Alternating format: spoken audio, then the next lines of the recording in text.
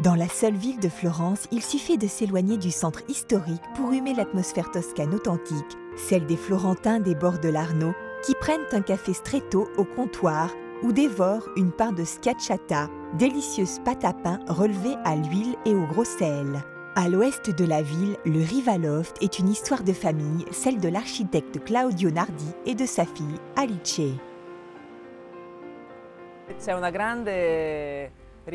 Depuis quelques années, on ressent, même de façon sous-jacente, une vraie demande de modernité dans cette ville.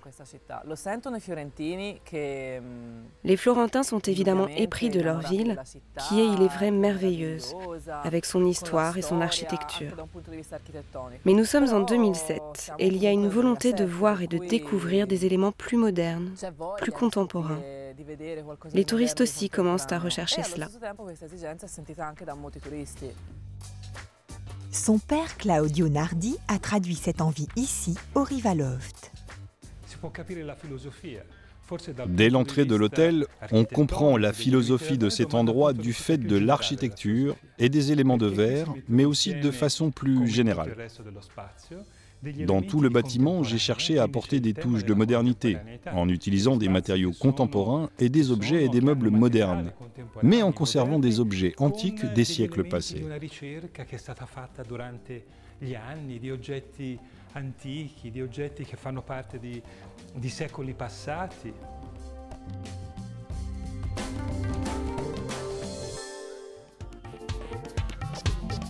Le salon est représentatif de la démarche de l'architecte qui a en outre réalisé des villas privées un peu partout dans le monde, aux États-Unis et à Dubaï. La structure originale de ce bâtiment à vocation industrielle est conservée et mise en valeur, tandis que Claudio ajoute bois et corian, antiquités, meubles 50s et tableaux d'art contemporains.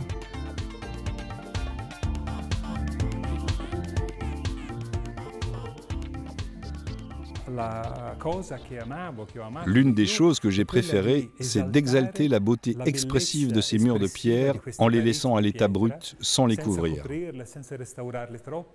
Ces murs possèdent une beauté et une force intrinsèque, presque rustique, qui est soulignée par le sol en béton et par la perfection des meubles. En fait, nous n'avons que très peu modifié cette pièce.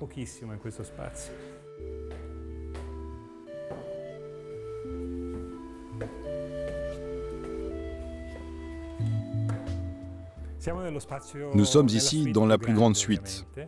Elle est différente de toutes les autres. D'ailleurs, toutes sont différentes les unes des autres. Je les ai imaginées dans ma tête d'abord, une sorte de voyage mental, et le résultat donne ça.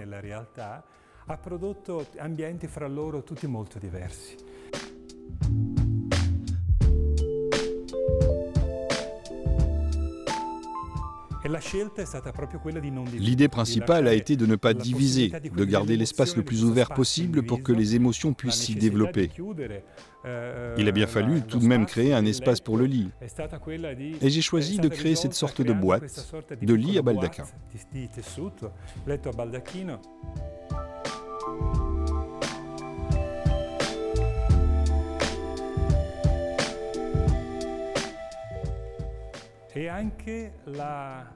La suite possède même une cuisine, ce qui paraît assez improbable. C'est moi qui l'ai dessinée et elle a une caractéristique intéressante. Cet espace, ce plan de travail, est en effet monté sur roulette et peut donc bouger. Il se superpose à la cuisine qui disparaît alors.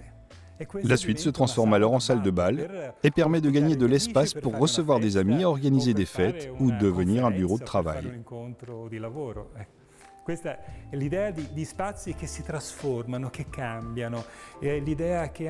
J'aime l'idée des espaces qui se transforment, qui changent de fonction. Ces objets, ces meubles sont aussi interchangeables avec d'autres. C'est comme les maisons, elles évoluent avec le temps. Elles s'agrandissent, elles se transforment en fonction des voyages, des amours, des nouvelles aspirations. Dei nuovi gusti.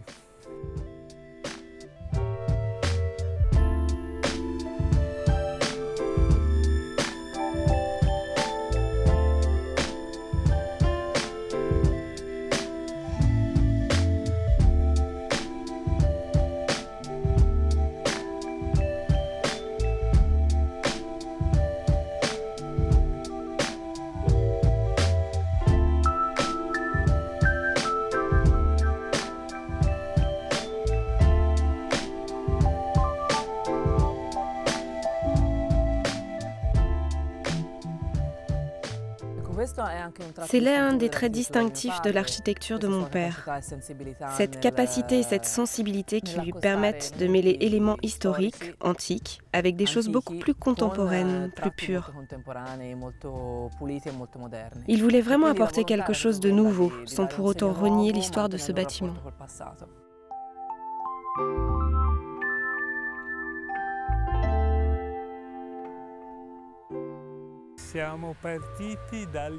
Dans le jardin, nous sommes partis d'une idée très conceptuelle,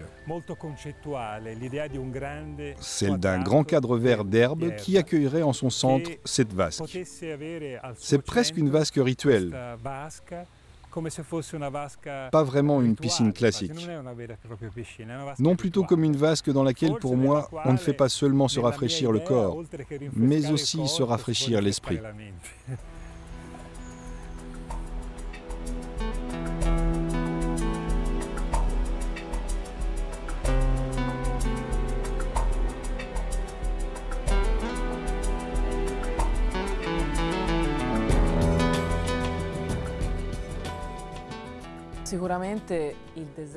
C'est sûr qu'en Italie, il y a une sensibilité esthétique particulière, sans vouloir faire de comparaison avec la France.